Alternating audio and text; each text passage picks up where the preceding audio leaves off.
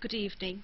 On behalf of the Faculty of Public Administration, we welcome you to today's EduSat session, the Ecological Approach to Public Administration. I have with me here Professor E. Vayunandan, and we both will be discussing this topic in detail. Today's discussion is divided into two parts. The first part, we will be discussing the ecological approach, as what is exactly meant by the concept of ecological approach to public administration. And in the later part, in the second part, we will be basically discussing in detail the features, the characteristics, the structural characteristics and functions of three important societies given by Fred W. Riggs, that is the fused, prismatic and the diffracted societies. So as to say, when we begin with the first part, that is trying to explain to you the concept as what exactly one means by ecological approach to public administration. We will first of all see as what exactly one means by the ecological approach. To just say, in very simple terms, we all live in a society. We all are members of a society. As members of the society, we contribute in a significant bit towards the society. We are all individuals living together in a society, in a societal system, and in this society, we as individuals are contributing something towards the society. So in this process of performing a significant role towards the society and as individuals contributing to the society, there is a great amount of interaction between the different members and individuals of the society. I as one member of the society, my neighbor as one member of the society, we keep on having some kind of an interaction because we are neighbors. So likewise, all members of the society live together, and in this process of living together, in this process of contributing together towards the society, they tend to interact with each other. They tend to have interrelationship with each other. They relate to each other. One member cannot live in isolation in the society, as that he has nothing to do with the other member of the society. We all live in a pattern of interrelationship. We have relationship with each other. Why? Because we are putting together, we all together contribute to the society's development. We are dependent on each other. We interact with each other. We have interrelationships with each other. And in this process, we also keep on influencing each other. I influence, or my activity, my behavior, my mindset, all influences to a greater extent the behavior and actions of my neighbor. And equally the other members, their behavior and actions also affect my behavior and my actions or my activities.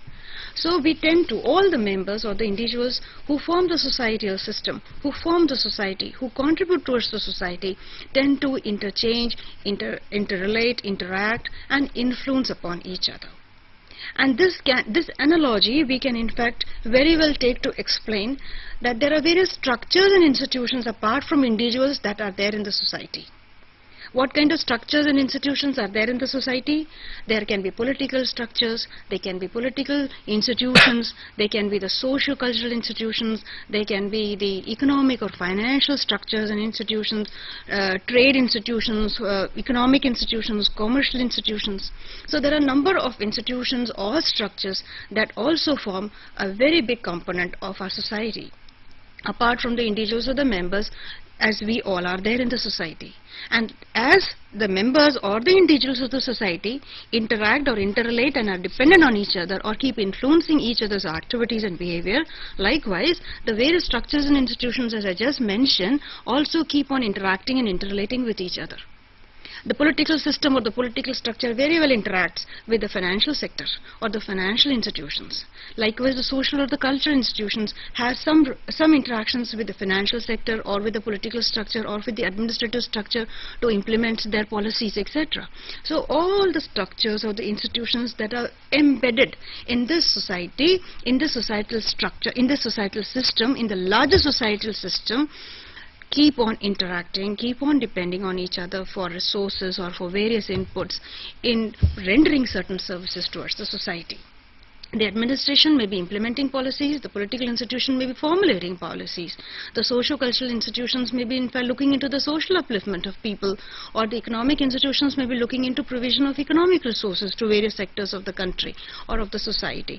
So all institutions and structures, like the members or individuals of the society, keep on interacting and interrelating to each other, and in this process they are dependent on each other for various things, and at the same time also they keep on influencing and impacting each other, and vice versa, getting impacted too, getting influenced too. This larger societal system can be termed as larger societal environment, the larger societal setting. The setting, the environment, the societal setting and the environment in which these structures, the political, the administrative, the social, cultural, the religious, or even the financial, or are embedded in. And these all structures, or these all systems, or these all sectors together form the larger societal environment. They are a part and parcel of this environment, and they only form the societal environment. And the ecological approach is this, that it states or it tries to explain and analyze the relationship of various systems with that of the other systems present in the environment. Political systems, interdependence in relationship with the other system, maybe the administrative system, the religious system, the social system, or the financial system. Likewise, the other systems, social systems interaction with administrative system, political system, financial system, etc. So all systems present in the environment, or so as to say, we can say them as subsystems present in the larger societal environment, keep on interacting and interrelating, interdepending on each other, and in this way they keep on influencing each other. And this is the ecological approach. And here in this session we will be basically trying to see and study and explain as how this ecological approach works in vis-a-vis the bureaucratic organizations. Let me in fact make it very clear here that in this session we may interchangeably use certain terms, like we may use bureaucratic organization for administrative organization, sometimes we can say administrative organization, or sometimes we can even refer as public administration. They definitely have different meanings, but for convenience sake in this session we are using these three terms interchangeably. So we will try to see as how the ecological approach, or how one can in fact apply the ecological analysis to the study of public administration or public administrative organizations, or to the bureaucratic organizations. And one of the most significant contributors to this area, to the ecological study of public administration, is Fred W. Riggs. There have been other contributors, other scholars like John M. Goss, as well as Roscoe Martin and Robert Dahl, etc. But the significant one, one of the most important contributors, is Fred W. Riggs. He has rather conceptualized the relationship, the interrelationship between the administrative structures as well as the environment. He has tried to focus his interest on the developing countries, on the transitional countries, which are in fact in the process of becoming developed. They are underdeveloped countries, but they are now called developing countries, because the developing countries are the transitional countries. They are having a transition towards the developed countries, yet to reach the stage of developed, but they are in fact developing. So he has focused on this developing countries, also known as transitional countries, and the focus has been on studying the bureaucratic structure and functions of these societies, and he is in fact considered to have explained the administrative ecologies of these societies vis-a-vis the bureaucratic organizations. Where it all began for Riggs, how did he in fact came up to this idea of studying the ecological orientation in public administration?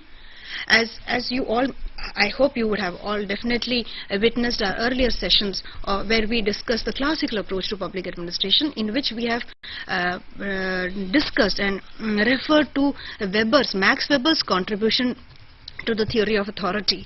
And Max Weber had contributed and brought about some ideal types of authority, ideal types of bureaucratic authority, and so as to speak he laid down certain principles of the legal rational authority system a bureaucratic organization has.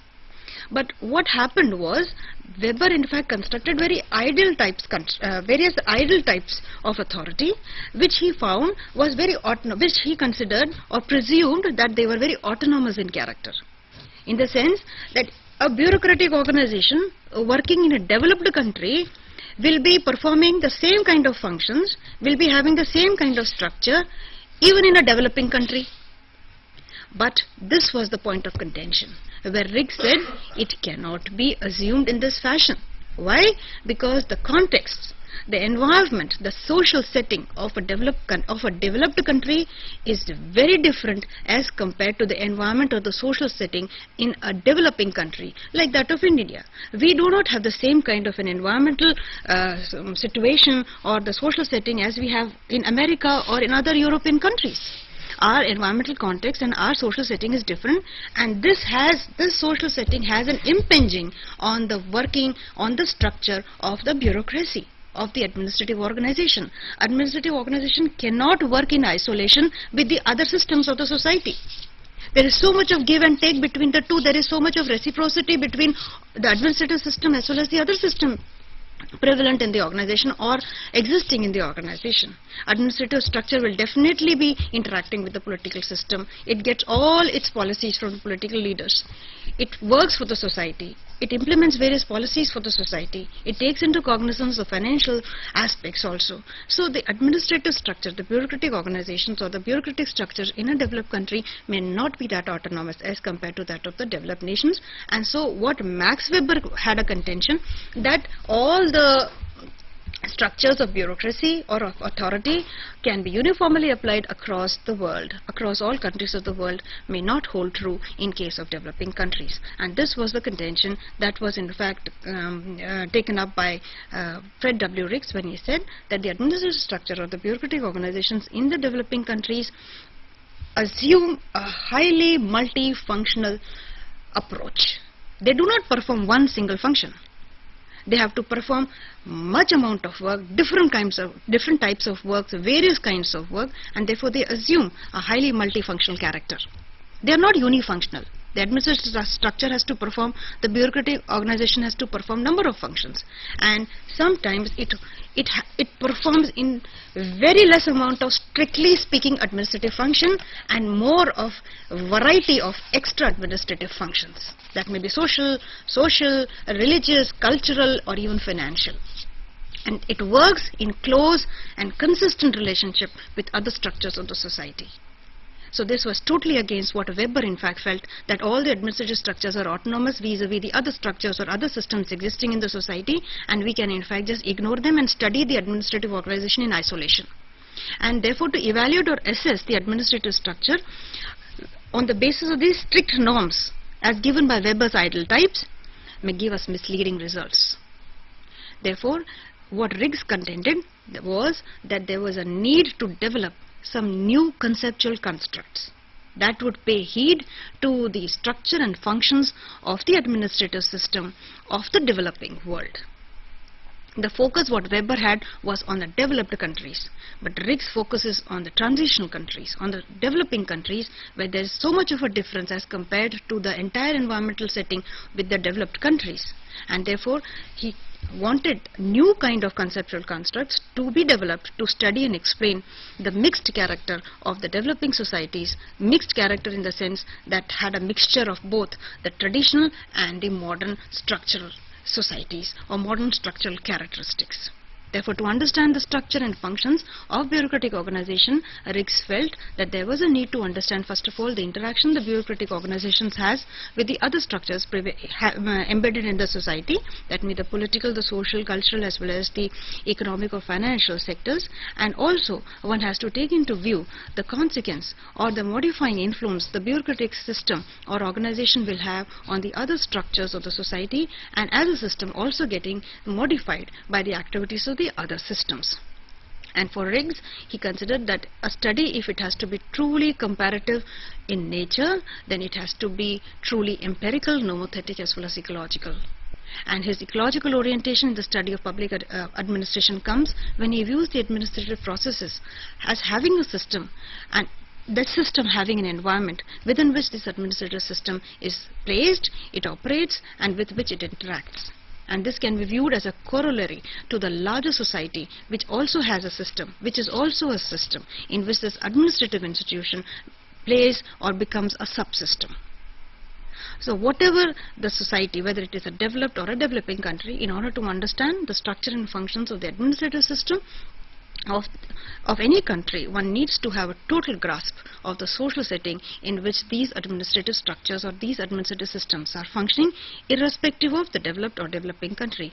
The different environmental context or the setting in which these administrative institutions are placed has to be studied in order to properly understand the structure and functions of the bureaucratic system or the bureaucratic organization. He uses the structural functional approach. This is most significant of what Rick's ecological orientation in public administration has given heed to or has paid heed to. The structural functional approach has been taken into consideration when he tries to analyze ecologically the public administrative organizations. Now, what is the structural functional approach? As I have just mentioned, that Riggs had said that to understand the structure and functions of the bureaucratic setup in the developing world, or for that matter in any country per se, one has to in fact see the relationship that particular structure has with the other structures in the society, that system has with the other systems prevalent in the society or existing in the society. The structural functional approach is based on this understanding the structure and functions of different systems, and that is why this approach has been used by Riggs to understand the structure and functions of the bureaucratic setup in the developing world, in the developed world as well. The structural functional approach, to say briefly, is made up of two important words: structure and functions. The approach considers structure as what is a structure. It finds that the structure is a pattern of behavior which becomes a key feature of a social system. The political institution may be performing this kind of roles. So that becomes a feature that this political institution will be performing this role. Legislature will be formulating the policies and passing the bills. So this becomes a feature of that particular system.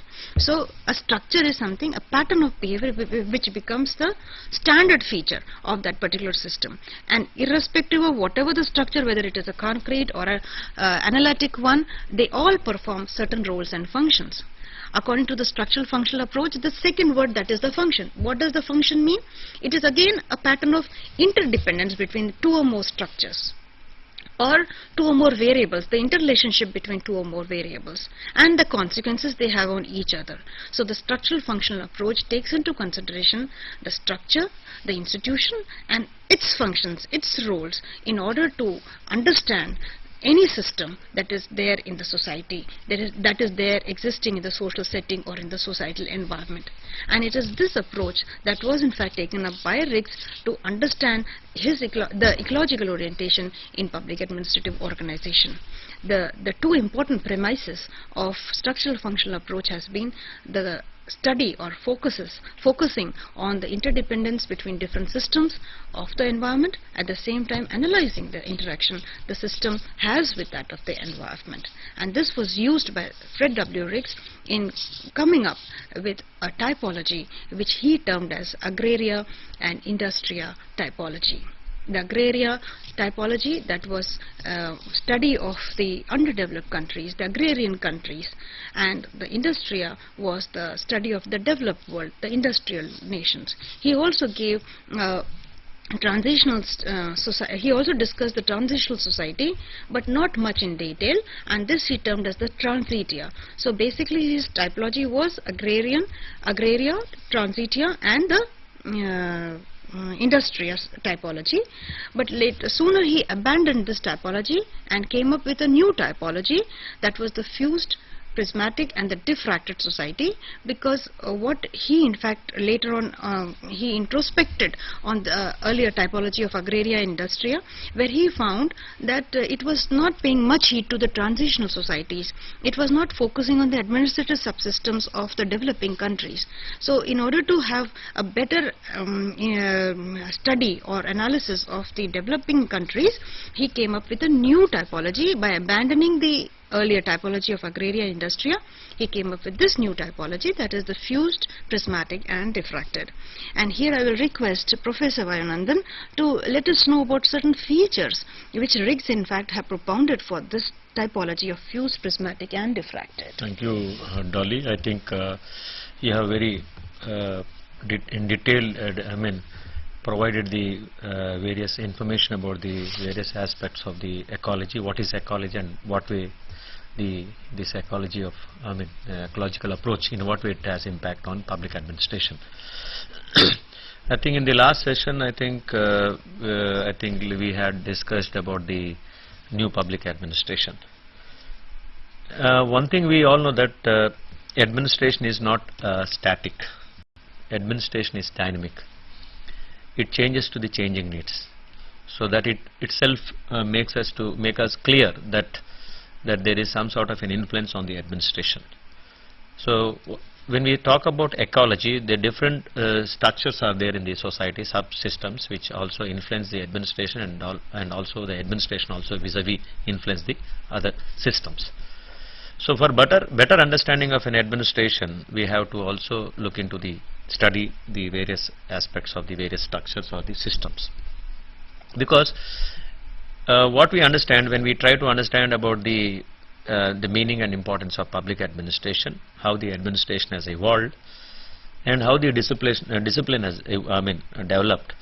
So at the first stage, simply we stress upon we look administration more as an enforcing agency or implementation or implementing certain policies or programs.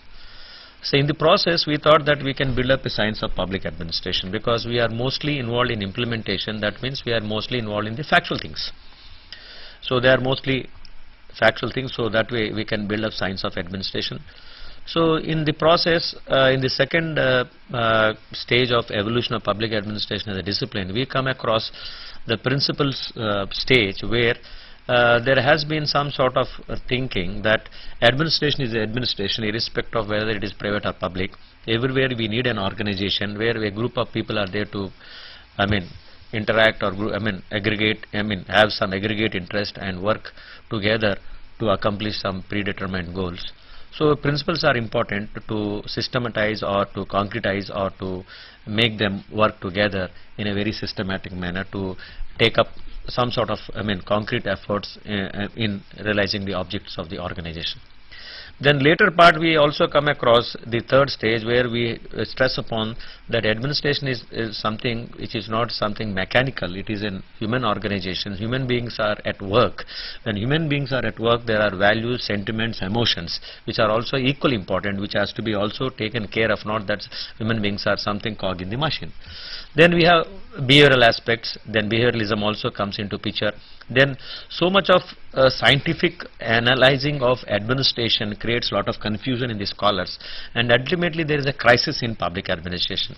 That crisis also help us to come out, because when you are pushed to wall, naturally crisis also creates certain innovations. So in the process of innovation, we come across what is this comparative public administration, development administration, ecological approach, new public administration, all these things. So what these how they have come up, because it is something demands or some sort of needs which have arisen. So that way the public administration scholars try to address to those problems. So when we say last class you have seen new public, what is new public administration? One way it has responded to the ecology, environment. In environment they felt that the public aspect of public administration has not been really dealt with. Only the administrative aspect has been taken care of. So we have become so mechanic. So public aspect is that you have to respond to the needs and the demands which emanates from the society. You have to be relevant. You have to be value ridden. You have to be change oriented. And you have to be because see, public administration is administration which work for public interest, public good. So when you are not looking from that point of view, what way the public administration can be so that way it is also one way the impact of ecology on public administration. So coming to the ecology, real ecology, see, as rightly said by my colleague Dr. Dolly Matthews, saying that Weber, no doubt, Weber has his own, when he tried to provide the legal rational authority, that is the bureaucratic organization, ideal type, what he thought that because he want a public organization to perform activities more in an efficient manner and more rational manner. And so what is this organization for? They are there for to exercise authority. What is authority? Authority is nothing but power with acceptance. And acceptance should be based on some legal rational. It's not that acceptance because I like him or I like his personality or he is a king or a god. So that acceptance does not lead to legal rational authority. But acceptance power with acceptance which is based on some legal norms. So that way, laid down rules, it makes you rational. So he thought that a public organization with this kind of an, ideal type will be performing all the activities in a more efficient manner, and that way he created a model. But unfortunately, what we understand that public administration, as we have seen, ecology plays a very important role, because every culture or every, what you call the nation or every state has its own, impact on the administration. That way the administration also builds up according to the needs of that particular state or particular environment. So what we try to understand is that if you want to really build up science of public administration, it is not that you sit at one place or one organization or one country and try to develop a science of administration. So you have to be comparative. If you are comparative, you can develop science of administration. So that led to comparative public administration. So comparative public administration is, what we understand is against the ethnocentric, and it is not ethnocentric. It means one place, one organization or one. So when you try to compare, then came the problem. See, because you all know that comparative public administration group was headed by F.W. Riggs, and it was the Ford Foundation which gave the funding to do some sort of a research and build up some data regarding the various administrative systems of world over. So in the process, then he found out that in the developing countries, he could not, have a model which he want. See, what is model? It is nothing a parameter. You have to suppose measure or survey. You have to have something. Suppose I am an MS student. Suppose I wanted to know what is my level. So naturally, you compare with an MS student. So in the same process, so a criteria. So he thought that the model which is been present, that is the Weber model, it is not possible to have the comparative study. So what he tried to understand that, see, because most of the third world countries have the symptoms of the, what we understand, what we earlier, my colleague Dolly said, that agrarian and industrial. Agrarian represent the traditional administration, which he gives the example of imperial China, and the industrial represent the developed society, which he gives the example of America. So in these two, it does not fit into it. So how to evolve it? So he tried to come out with this typology, which could not be, in the later he added that transitia, which is also, there were a lot of criticism. So he abandoned that and came out with what is called the fused diffracted in between the prismatic. So like a prism, when a rays goes, it is, divided, diffracted. To start with, it is fused. When it enters, that is, it is prismatic, and if it is out, it is diffracted. So what he tried to understand, as rightly said by Dolly, that he used structural functional approach of Talcott Parsons. What is that structural functions? See, he says that, as he has rightly mentioned, what are structures? Structures are, organized behavior, a pattern of any. So when you say what are the structures created and what are the functions performed by the structure? Suppose you have one structure and perform all the functions, whether political, economic, social, administrative, then he categorized them into fused. That one structure performs all the functions. Then you have, there is a specific structure created to perform a specific function. Particular function. You call differentiation or diffracted. So you have, what is called diffracted.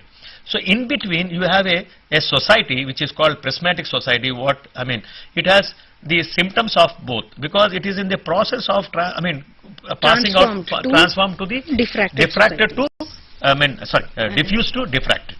So in the process it contains side by side the characteristics of both the fused as the diffracted. So that really fits the model to evaluate, to study, to analyze the, because he's mostly looking at the, comparative administration mostly in the third world countries. So he came out what is called the prismatic societies. So when we try to understand these prismatic societies, because as we have rightly said also earlier, this Weber's bureaucratic model cannot be, taken as a model to analyze or study in the comparative perspective. So he comes with what is called prismatic societies.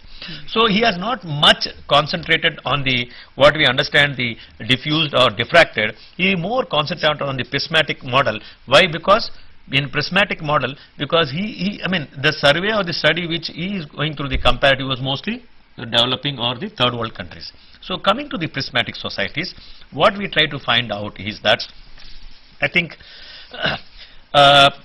in a prismatic society we have three important characteristics which are presented. Before we go into the characteristics of prismatic, we will try to go back to the earlier typology of what is called that agrarian or industrial. In agrarian, you have certain, what we understand, the certain aspects such as what we have, the ascriptive values are given more important. That your, by birth, you also get the, because if you are born in a good family, naturally that will give you, certain respect or certain benefits. Where, plus you have what you call, as we have some certain character that diffuse, that is all functions are performed by one structure and very particularist. Whereas if you go to that imperial part, the industrial, you have universalistic. There are nothing like values. Values are, come out through within the society because of the various other things, not because of your birth or birth. The society itself creates a values. Then we are, specific means what we understand is that for every specific function, specific structure is created to perform it, or a structure is created to perform a specific function. Then what we say achievement. So it is mostly based on the achievement. So it's not that how, it is mostly how people, individual initiative or whatever. But if you come to the other model, which is come as fused prismatic, here what we understand in between fused and diffracted societies, we have what we understand if you take the fused, which represent the particularism, or if you take the diffracted, which represent the universalism, in between, if you try to look into the what exactly prismatic, it is selectivism. So neither it is particularism or universalism, it is a selectivism. Then if you try to take the another category, that is achievement, that is what you call the ascriptive values or achievement. Ascriptive values, because you are born in that family, you are, but the achievement is you achieve through your work. But whereas in the what we understand in the prismatic, it is attainment, how you attain. Then another important what we understand, that is the intermediate category between the other, polyfunctionalism or poly. But basic important characteristics which we come across is we try to understand the prismatic society, the administrative system. So the administrative system is called Sala. And why? This administrative system has three important characters, because we are more interested in this society on the administration, because we are concentrating on administration. So when we talk about the administrative system, there are three important characteristics of this administrative system. What is it? First thing, we come across what is called the heterogeneity. What is this heterogeneity? What we understand in any prismatic society, we come across a simultaneously presence of what you call side by side quite different kinds of systems and practices and viewpoints. And India is the best example of this prismatic societies. So you are seeing here that we are in a studio in EMPC. We are directly interacting with all the study centers through two-way video and two-way audio. That way, because we have new EduSat, and we can talk live. But you have villages side by side where the people cannot talk also. They may not be having telephones also. They if they want to communicate, they have to travel so many of maybe they may not be having transport also.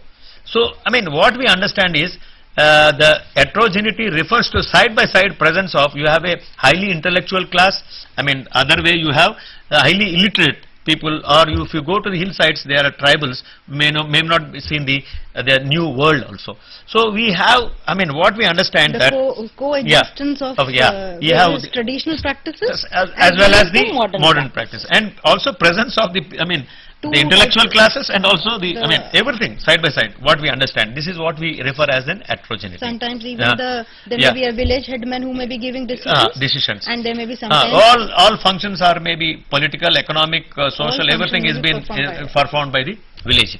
So whereas in an urban side you come across a municipality providing something of public utility services, or you have a gel board to provide water, power board to supply power, all but whereas if you go down to other places, everything is in one place. So or everything is what we understand, presence of side by side different practices and of traditional and modern institutions. So this is one practices. Important characteristic. Other is formalism. What do you mean by formalism? I think what we understand is that there is a degree of discrepancy, a gap, what we understand between the formally prescribed and effectively practiced, between norms and realities. So our constitution clearly says something that there cannot be as per the so and so article you cannot employ children below 14 years, but the reality is you see everywhere the children who are below 14 years, but you have already prescribed norms, but the reality is because of contrary. So there are a number of things, like you say that smoking in public places is banned, but everywhere in office is a public place, so everywhere you find people smoking. So these are the things which we try to find out in the formalism. So this is what other important characteristics of a salon. The other is what we understand, the overlapping, because there is an overlap because you have the two kinds of symptoms of the fused and diffracted. So you have one way a specific function performed by the what we understand you create structures to perform specific functions. You also create you have some structures which perform all the functions at the village. So there is always what we understand there is a overlapping between the diffracted structures and with undiffracted structures. So in the process what we understand is that the outcome of this is, I think, again, if you take this overlapping, first thing what we understand, because of this overlapping of diffracted structures with undiffracted, it leads to nepotism, polycommunalism, or bazaar canteen, or whatever, polynormatism, or lack of consensus, or the power distribution, that is authority versus control. What is nepotism? That is, you give more importance to your relatives, because here, there is nothing like what we understand, a patronage system kind of thing is available, that is, you favor your relatives or friends or something in any kind of administration, whether in appointing them or in providing services to them. The other is the polycommunalism. What do you mean by polycommunalism? Because you have a lot of ethnic and communal or religious groups. So every groups try to fight for their own, what you call interest, our own needs, our own, in the process there will be high competitive and highly rivalry and highly what we are trying to understand, that very trying to have each other competing, and there will be a kind of a highly what you say, competition. Then the other is what we understand, the bazaar canteen, because here in a developed society the market determines the price is determined by the market forces, whereas in the what we understand in the traditional, maybe certain whatever is being decided by the traditional values or whatever, but in between the prismatic society, I think this is being decided by the what we understand, the group which normally dominates. So they provide certain what you call services to their own what you call own group or community or other things in a more what you call in a concessional manner rather than to normally to be provided who are being needed. So in that process we have what is called bazaar and canteen. Canteen is something concession, bazaar is something market. So we are neither canteen nor bazaar, in between. So this is what we understand, and ultimately what is polynormatism. Other important is polynormatism. What is that? See, there is a lack of consensus because presence of number of religious and ethnic groups, and because naturally everyone fighting for their own, there will not be any kind of what you call the consensus. So in the process again the problem is on the Here administration. I would just ask one question to you, if we have enough time. Like we said that basically the ecological approach in the study of public administrative organization basically sees how the administrative system affects, influences the other systems in its day-to-day functioning, at the same time get influenced by the other subsystems that are working in the ecology, in the environment. So that may be the effect of the political system on the administrative system, that may be the effect of the various social system on the administrative system.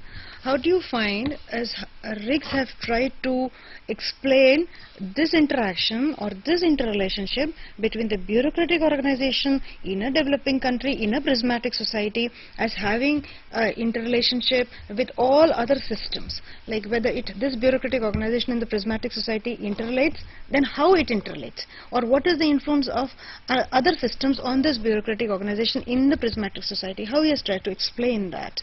See, actually, or whether we can see the impact of other systems on the prismatic society's administrative structure? That is what. See what exactly. Like when you say bazaar canteen, yeah. Is it the effect of the financial sector economic on system, economic system on the administrative structure? So yeah. Likewise, if you can explain it a bit. See, like you have seen, when you say nepotism or polycommunalism or what you talk about, it basically lack of, emerges it's from the mostly society, social system. Because see, I feel the administrator also is belonging to that same society. Because you are from, see, administration is some person who is not something who comes, he is also part and parcel of the society. But what Weber feels that once a person enters the, bureaucratic organization, the rules make him depersonalized. Depersonalized. What do you mean by depersonalized? That he will, become impersonal. Impersonal. What do you mean by impersonal? Impersonal does not mean that he becomes rock. Impersonal in the sense, he is a human being, but only thing is, the emotions and sentiments are taken away. Yes. So, in behaving with the people, as a administrator or a person within the bureaucratic, he has not to take into consideration he will any uniformly perform his consideration. functions, irrespective of persons he likes or dislikes. So that is what he tried to find out. So that is what he is bureaucratic. But what happens in real? But whereas Rick says, no, it is not possible. Because in a prismatic society, because you are in a transition, this because he also, we also notice that not only administration modifies, administration is also modified by the other structures. So he tries to analyze and say, because highly presence of various community groups. Naturally, they have to. They wanted to take every aspect within the administration. So they wanted to use or see that administration works for them. In the process, what will happen? There is a high, what you call a social interaction. So naturally that fall on administration. So naturally the administration may not be performing its activities as it is supposed to perform. Manifested function may not be performed, reality may be very different. Like you cannot bring consensus. Yes. Because see, how you bring consensus again is because it's again a prismatic society. So if you take traditional society, because there is a king or some person who holds it, so you cannot. And the other is in a highly diffracted, because it's a highly. One more thing, do you feel that the bureaucratic organization or the administrative system gets affected by the political system? Yes. How? Yeah. See what we understand that naturally in the prismatic society, the political system also represents the society. Not only society, I feel, what... Yeah, I feel basically the politicians impinges on the bureaucracy, and the bureaucracy in fact has to just sometimes timidly follow the politicians. One way you say, you say, other way also if you say public choice theory. What is public choice theory says? That, see, both are interested in their own self-aggrandizing. In the process, who is lost? The people. People. So in the same way here also, the political system and the bureaucracy works in nexus. What you call that public choice also, one or other way, it reflects the prismatic societies only, because that is not found in the developed societies. So in that process, whatever it is, the society what we have in a prismatic is highly volatile because of presence of number of communities, the factors. So in the process, they try to influence. So it will not only try to influence in the political system, in the social system, in the economic system, but also it also falls equally on the administration, because administrative system is also manned by people from the society. Exactly. So that is what I think we understand in the ecological approach. Okay, I think we have run too short of time, and I would just wish to thank Professor Vayunandan, and I hope some kind of responses would have come from the students, then it would have just helped to make our discussion more interesting. I hope we wait for more responses in future EduSat sessions. Thank you.